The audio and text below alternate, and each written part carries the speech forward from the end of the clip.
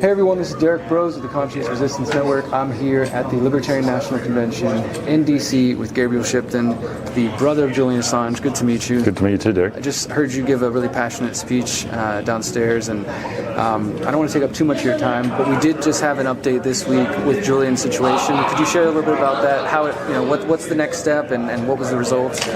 So the next step is Julian's lawyers, I think, have until today to get back to the judges with their schedule, and then the judges will choose a date for this appeal hearing that the judges essentially gave leave for Julian to appeal. I think what's incredibly interesting about this decision is that there was two assurances that the US had given the UK courts. One was related to the death penalty, and the other was related to freedom of expression rights or First Amendment rights if Julian was extradited here.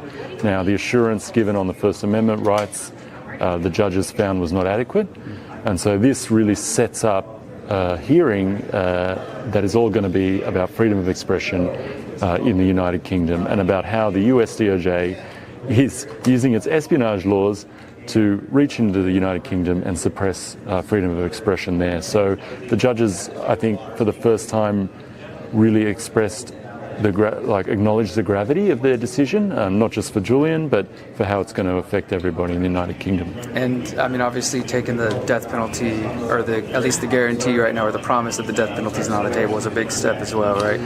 What's the level of trust like from the family, from the team, as far as, can we trust the US's word?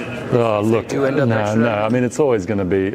I'm surprised that they actually put in such a weak assurance, because usually they do a bait and switch, right? Like they'll say whatever they can to get him here, and then once he's here, all bets are off. They've done that in the past many times with people who have been extradited from Spain during the war on terror. They did it actually on a regular basis. They would make these assurances in the UK to get people over, and then they'd be in ADX Florence, Colorado, even though they'd said, we're not going to put them there. So these assurances can't be trusted at all, and I imagine if Julian is brought here, that there will be further charges, further indictments to come out. You mentioned downstairs, you said, so you are his brother, correct? Yes. Okay, so you mentioned you and your father and his wife, so he has some contact with the outside world.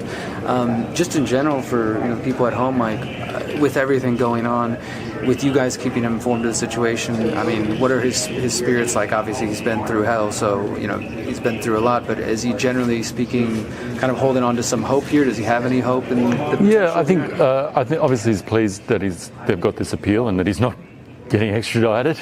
Yeah, so that was a real fear for us. There was reports of US Marshals actually being in the courtroom, ready to go if the decision had come down. So.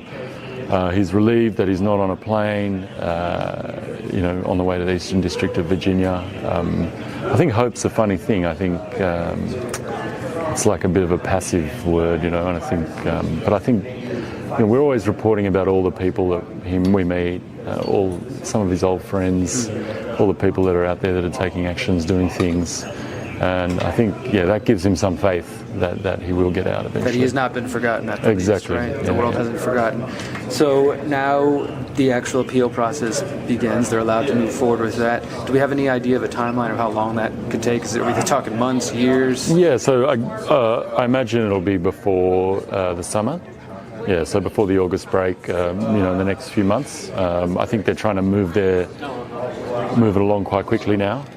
So I would expect that we'll get there in the next couple of months. But then, even if Julian wins, then there's an opportunity to appeal to the Supreme Court from the US side.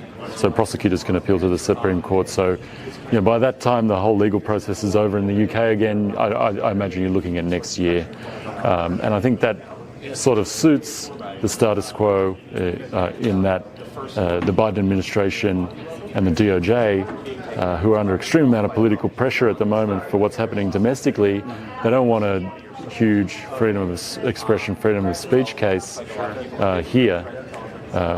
before the election. Exactly, before the election. Well, I was telling you before we started that I was in the Maryland military courtroom when then Bradley Manning, now Chelsea Manning, was sentenced, and just been following this whole saga for some years, and both I'd say benefited as an activist, as a human being who cares about the state of the world, but also as an independent journalist, using the work that Wikileaks has been involved in, and obviously Julian has been involved in. So I just allow myself to be another person saying thank you to your brother and for the efforts you're putting in for raising awareness, and we continue to fight every day and push for him to be freed as soon as possible. Yeah, sweet. So, thanks, Derek. Thank you so much for your time. Cheers. And one more, where can everybody continue to support? What's action.assangecampaign.org, action.assangecampaign.org. You can sign petitions on there, take other actions for Congress, donate, so it's all on there. All right.